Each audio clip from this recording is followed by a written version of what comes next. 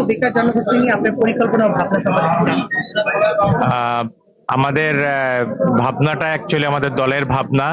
31 দফায় আমাদেরকে একটু সুস্পষ্টভাবে বলা আছে, এবং এরপরে আমাদেরকে আরো প্রিসাইজ আকারে আমাদের দলের চেয়ারপারসন, ভারপ্রাপ্ত চেয়ারপারসন তারেক রহমান সুনির্দিষ্টভাবে তরুণ সমাজকে নিয়ে আগামীর যে ভাবনা, সেই ভাবনার কথা ব্যাখ্যা করেছেন।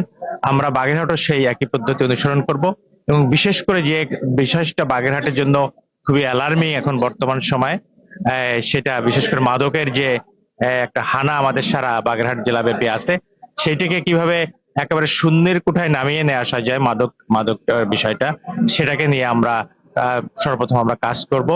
আর একটা বিষয় হচ্ছে যে তরুণদেরকে মাদক থেকে দূরে সরানোর জন্য খেলাধুলা সহ অন্যান্য সাংস্কৃতিক অঙ্গনে তাদের যাতে পদচারণা করতে পারে, সেই ব্যাপারে আমরা যথাযথ ব্যবস্থা গ্রহণ করব, এবং বিভিন্ন রকম সভা, সেমিনার, সিম্পোজিয়াম করে এই তরুণ সমাজকে উদ্দীপ্ত করবার চেষ্টা করব। তরুণ সমাজই আমাদের মূল চালিকা শক্তি।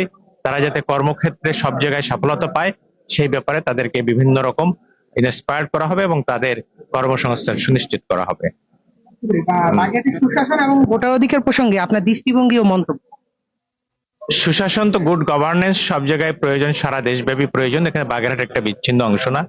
এই গুড গভর্নেন্সের জন্য আমাদের যে দলের যে মহাপরিকল্পনা আছে, সেই পরিকল্পনা যদি আমরা বাস্তবায়ন করতে পারি, ইনশাআল্লাহ সুশাসন বয়ে আসবে। এবং একটা কথা বলে রাখি, সেটা হচ্ছে আমাদের 12ই ফেব্রুয়ারি যে নির্বাচন অনুষ্ঠিত হবে, এই নির্বাচন সমগ্র দেশবাসীর জন্য কাছে একটা বড় চ্যালেঞ্জ। এই কারণে চ্যালেঞ্জ, কারণ বিএনপি একটা উদার গণতান্ত্রিক দল।